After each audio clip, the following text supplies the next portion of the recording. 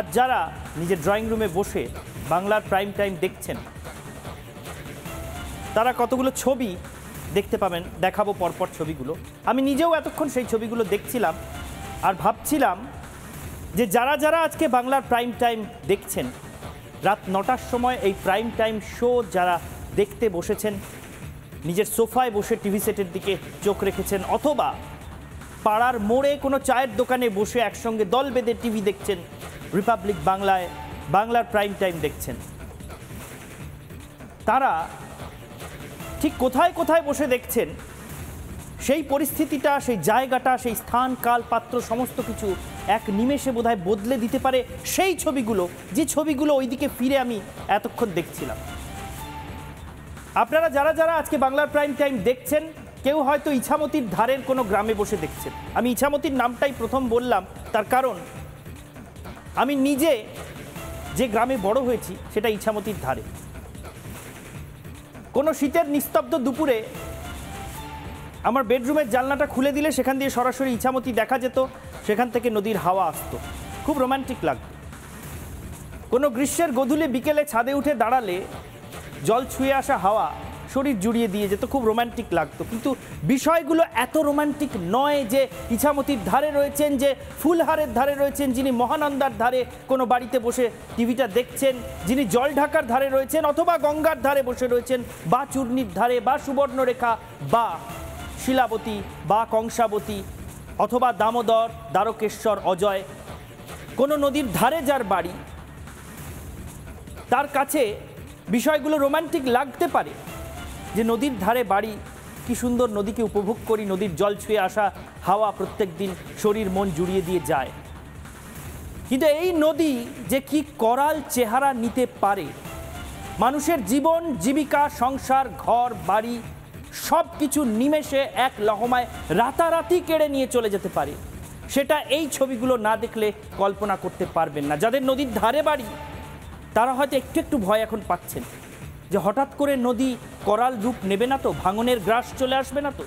শুধুমাত্র যাদের নদীর ধারে বাড়ি তাদের নয়, যাদের বাড়ি থেকে আজ নদী 2 কিলোমিটার বা 5 কিলোমিটার দূরে রয়েছে তাদেরও ভয় পেতে হতে পারে। কারণ সেই ছবিগুলোই তুলে ধরবো, কোথায় নদী ছিল আর কোথায় বাঁক নিয়ে ভাঙতে ভাঙতে এসে জনপদের পর জনপদ, গ্রামের পর গ্রাম, এমনকি শহরও পুরোপুরি গ্রাস করে নিচ্ছে গঙ্গা। পশ্চিমবঙ্গের 2 জেলা জুড়ে যে ধ্বংসলীলা চালাচ্ছে সেই ছবি আজ বাংলার প্রাইম টাইমে দেখাবো আমি আর বিশাখা।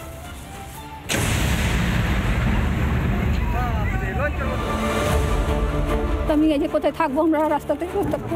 কতগুলো বাড়ি এখন পড়ে গেল, এখন 4-5 বছর পড়ে গেল।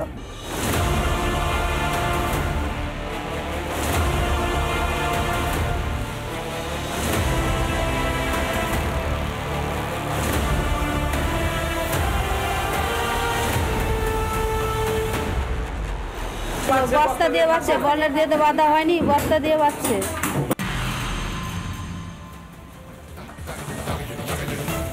চোখের সামনে সব তলিয়ে যাচ্ছে নদীগর্ভে, তিলে তিলে গড়ে তোলা সংসার, নতুন রং করা আস্ত দোতলা বাড়ি, সব সব মুহূর্তের মধ্যে ডুবে গেল গঙ্গার জলে।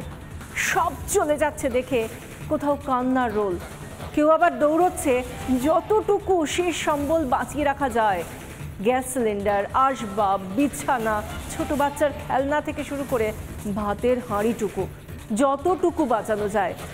কিন্তু শুধু তো আজ নয়, অনেক আগে থেকেই তো গঙ্গার ভাঙন চলছে, এবং এই শামশেরগঞ্জেই চলছে, যেখানকার ছবি আমরা দেখাচ্ছি। পঞ্চায়েত সদস্যই তো বলছেন 2020 সাল থেকে ভাঙন চলছে, অনেক নাকি কাজও হচ্ছে ভাঙন রোধের জন্য। কিন্তু আসল সময় সেই কাজের ফল কোথায় দেখতে পাচ্ছি? কোথায় কাজ, কোথায় কি? একদিনে 10-12টা বাড়ি নদীগর্ভে তলিয়ে গেল এভাবে। আজ সকাল থেকে শুরু হয়েছে মুর্শিদাবাদের শামশেরগঞ্জের এই ভাঙন। জানেন, আজ কোনো পড়ুয়া স্কুলে যেতে পারেনি। গঙ্গার ভাঙন তাদের সবার মনে আজ কাঁপন ধরিয়েছে। পড়ুয়ারা হয়তো জানতো না কিছুক্ষণ পরেই ওই স্কুলটাতেই তাদের পরিবার সমেত গিয়ে আশ্রয় নিতে হবে, কারণ আর কোনো জায়গা বেঁচে থাকবে না যেখানে গিয়ে তারা মাথা গোঁজার ঠাঁইটুকু পায়। তবে ভয় সেখানেও রয়েছে, জানেন তো, তারা আজকে এই মুহূর্তে হয়তো সেই স্কুলটাতে গেছে, কিন্তু সেখানেও ভয় রয়েছে।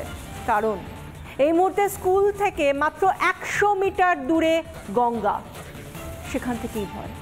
স্কুলটা থাকবে তো, তাদের বসত বাড়িটার মতো স্কুলটাও তলিয়ে যাবে না তো নদীগর্ভে?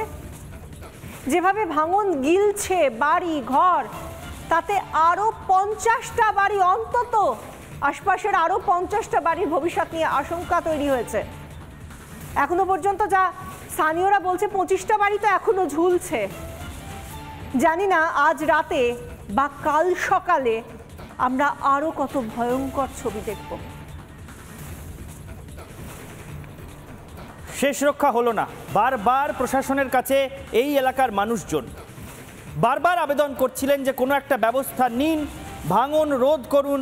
নদী এগিয়ে আসছে ক্রমশ, রোজ পাড় ভাঙতে ভাঙতে গিলতে আসছে ঘর বাড়ি, বিষয় সম্পত্তি, জমি জামা, ফলের বাগান, মন্দির, স্কুল, সমস্ত কিছু গিলে নিতে আসছে নদী। বারবার এই আবেদন করা হচ্ছিল প্রশাসনের কাছে, ওয়ার্নিং বেল বাজানো হচ্ছিল, কিন্তু প্রশাসনও কোনো ব্যবস্থা নিতে পারল না। গঙ্গা রাতারাতি সমস্ত কিছু খেয়ে নিল। একে একে ছবিগুলো দেখে নিই, বেশ কয়েকটা ছবি দেখুন। ছবিগুলো দেখলে শিউরে উঠবেন। প্রথমে একটা এই বাড়ি ভেঙে পড়ার ছবিটা দেখুন, কি ভয়ঙ্করভাবে নদীর গ্রাস আস্তে আস্তে এই বাড়িটাকে গিলে নিচ্ছে। ঘর সংসার সাজিয়ে বসেছিলেন এলাকার মানুষ। এটা শামশেরগঞ্জের নতুন শিবপুর ভাঙা লাইন এলাকার ছবি। দেখুন মানুষজন কত শখ করে সুন্দর একটা বাড়ি বানিয়েছিলেন। এই বাড়িটা যখন বানিয়েছিলেন তখন হয়তো নদী এত কাছে ছিল না, বেশ কয়েক কিলোমিটার দূরে ছিল। ভাঙতে ভাঙতে ভাঙতে ভাঙতে ক্রমশ এগিয়ে আসছিল নদী। আশা নিয়ে বুক বেঁধেছিলেন মানুষজন যে অনেকটা ভাঙন হয়ে গেছে, এবার হয়তো প্রশাসন ব্যবস্থা নেবে। অনেক বাড়ি তো গঙ্গার গ্রাসে চলে গিয়েছে, এরপরে হয়তো প্রশাসন ব্যবস্থা নেবে, আমার বাড়িটা হয়তো তলিয়ে যাবে না। প্রশাসনের টনক কিছুতেই নড়ে না। আরও কিছু বাড়ি তলিয়ে গেল। শুধু বাড়ি নয়, আরও অনেক কিছু।